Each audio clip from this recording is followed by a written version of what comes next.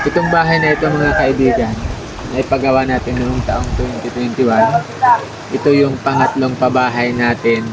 Ang tayo ay nagpapagawa pa ng bahay sa tulong ng ating mga sponsor, sa tulong ng The Golden Heart Group. Ay pagawa natin ito. At halos maglilimang taon na itong bahay na ito. Ngayon, binisita namin. Dinalhan namin sila ng bigas na pinadala ni Sir Edgar Bautista from Las Vegas tsaka ni Sir Ivan Reyes. At ipapasyon din namin kayo, kukumustahin namin sila Ate Melody kung kumusta na yung buhay nila ngayon, bilang isa sa mga natulungan natin at pamakayan natin. Ito yung bahay. Napagawa na nila ito. Ito nasira daw nung nagdaang bagyong uwan. Natanggal daw itong bubong nila, nabaklak daw lahat. Dahil medyo may kalakasan talaga dito sa amin yung bagyong uwan. Kaya natanggal daw ito. Kaya may saniba ito dito. Kita nyo naman yung bubong, may mga tapal pa sila ng ng mga trapal. Dahil natanggal daw talaga yan lahat. Ay, nagawa na kuya ng nagawa ni kuya na salong dito. Hello, good morning. Hello ate. Kumusta? Okay man po.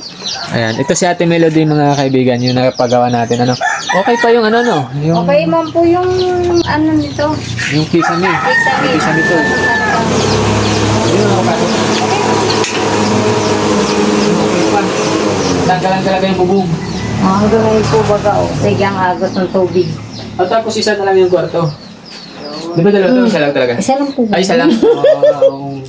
Okay na okay pa yun. Ano kasi Ayos to? lang talaga. Oo. Padar din kasi to, mga kaibigan. Ito lang division dito, ang hard deflection division natin dito. Meron ka na pating tindahan dito Meron. Inuutay-utay ko po yan at gawa ng mga eskwela ko po baga.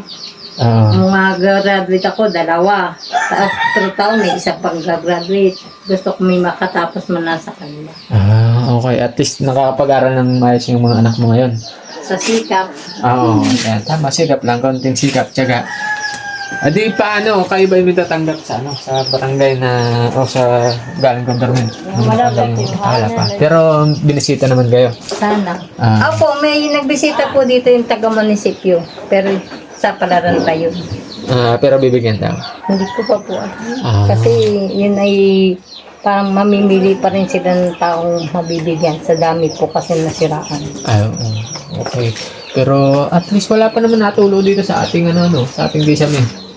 Meron na po yan. May natulo na. Dito. Dahil na lang siguro dahil hindi na ulan. Sa likod. Sa kwarto, meron din po yan. Basa din yan sa loob. Natikal kasi yung yero. Natanggal na yung yero mga kaibigan. Okay mga kaibigan, ayun lang yung konting update namin dito kay na Ate Melody.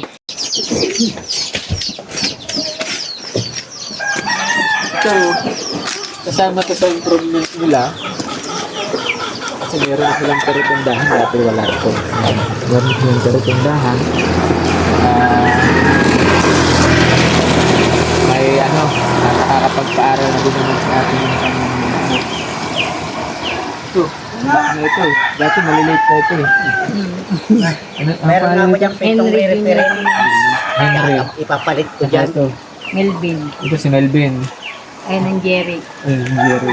Ipapalit ko yan dyan sa mga pintuan yung pinto dyan, re-repairing ko, may salamin. Oo. Hindi lang ako nakakaano ay. Ito asawa natin Melody. Ito mga kaibigan, pinadala ni Sir Edgar Bautista at Sir Ivan Reyes. Ayan. Itong isa, dadalhin natin dyan sa taas. Puntahan natin yung isang, yung una naman nating pinagawa ng bahay dyan.